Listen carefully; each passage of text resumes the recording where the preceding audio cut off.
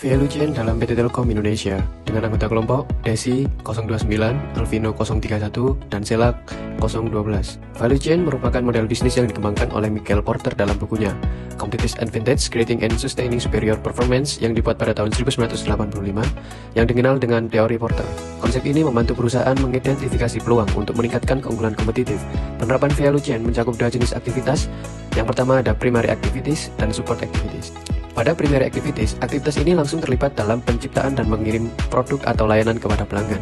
Yang pertama ada inbound logistik dengan aktivitas penerimaan, penyimpanan dan distribusi produk atau jasa, penerapan di PT Telkom Indonesia, pengelolaan perangkat jaringan dan teknologi informasi seperti fiber optik, server, dan pusat data.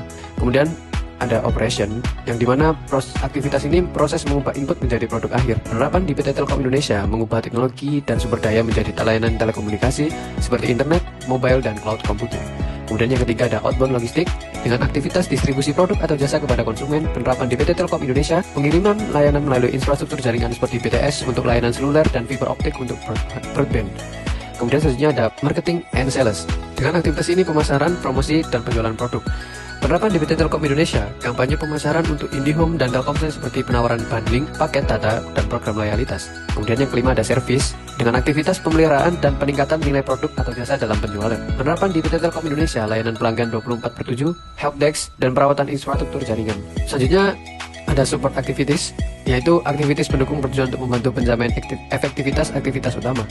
Yang pertama ada film infrastruktur dengan aktivitas manajemen umum, perencanaan strategis, keuangan, dan hukum. Penerapan di PT Telkom Indonesia, pengambilan keputusan strategis terkait ekspansi layanan digital seperti IoT, Big Data, dan Cloud Computing. Kemudian yang kedua ada Human Resource Management dengan aktivitas rekrutmen, pelatihan, dan pengembangan karyawan. Penerapan di PT Telkom Indonesia, program pelatihan SDM intensif khususnya terkait teknologi terbaru dan layanan digital. Kemudian yang ketiga ada Technology Development dengan aktivitas pengembangan teknologi baru dan inovasi.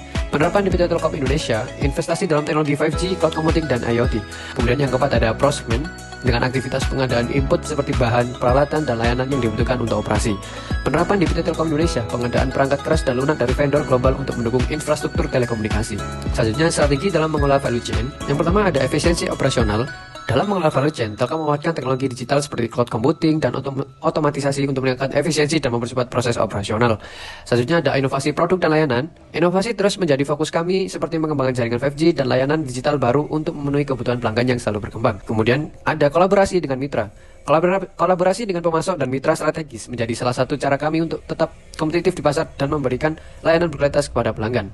Kemudian pada keunggulan kompetitif terletak pada kemampuan memberikan layanan yang bernilai tinggi kepada pelanggan dengan infrastruktur komunikasi yang andal dan inovasi yang terus berkembang. Sekian, terima kasih.